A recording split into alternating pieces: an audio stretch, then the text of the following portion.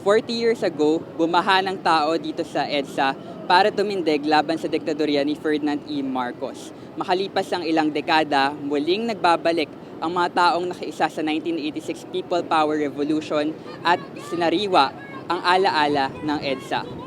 Kasi takot na takot ako pupunta rito. Pero nung nakita ko ang tatapang ng mga tao nandiyan, sabi ko, wala naman sigurong peligro dito. Ang tatapang ng tao. So parang din ako, parang na-infect din ako ng tapang nila. Kaya for 4 days nandyan ako. No? At saka, they're generous, nagbibigay sila ng pagkain. Wala, lahat nagdadala ng pagkain. Yung aming truck, yung aming kotse, nasira. 6 na youth came. Huwag kayong mag-alala, sister, kami ang mag-aayos ng inyong kotse. So, ganun yung atmosphere mo. Parang, ang lesson ko doon, pag nagkaisa talaga ang tao, they can make miracles. Anong miracles natin? We ousted the dictator. Di ba miracle yun? Tuwan-tuwa ako, ang daming youth di ba? Ibig sabihin itong mga youth na to, namomobilize mo sila, na nagiging aware sila kung ano ang mga, tignan mo yung kung kahit silang sumisigaw lang ng ikulong, naisipan nila, mali ang mangurakot. Dapat talagang ikulong. So you are giving them values for a good government.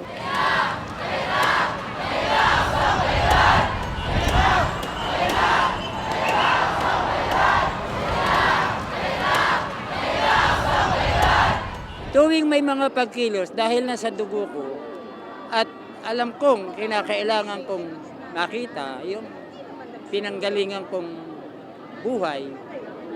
Mula sa probinsya, lumuluwas kami para makipag-selebrasyon, pag-alaala sa ating kasaysayan sa Asia. Kailangan magpatuloy tayo para ang pagkilos na ganito ng mamamayan, magtatagumpay lang ito, palagay mo sa tuloy-tuloy.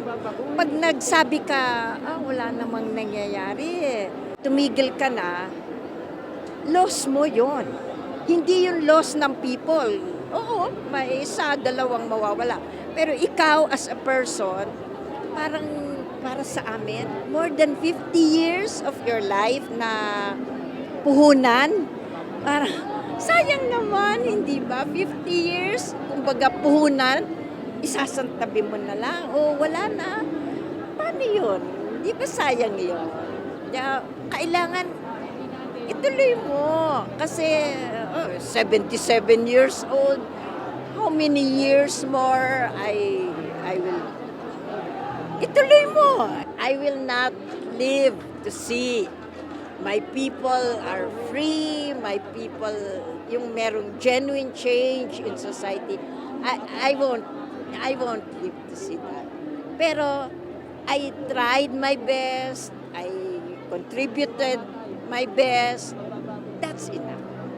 How do you feel now, 40 years after the 1986 People Power? I feel very hopeful kasi andyan yung mga bata. Never again to martial law! Never again! Never again! 40 taon na ang lumipas mula ng People Power, pero nagbabalik muli sa pwesto ang pamilya Marcos. Ilang dekada na ang nakalipas, pero kaparehong problema pa rin ang kinaharap ng Pilipinas, ang isyu ng korupsyon. Pero sa kabila nito, nananatili ang pag-asa ng mga dating tumindig sa 1986 People Power Revolution dahil sa mga kabataang naniniwala sa spirit ng EDSA. I'm Patrick Cruz, Rappler, Quezon City.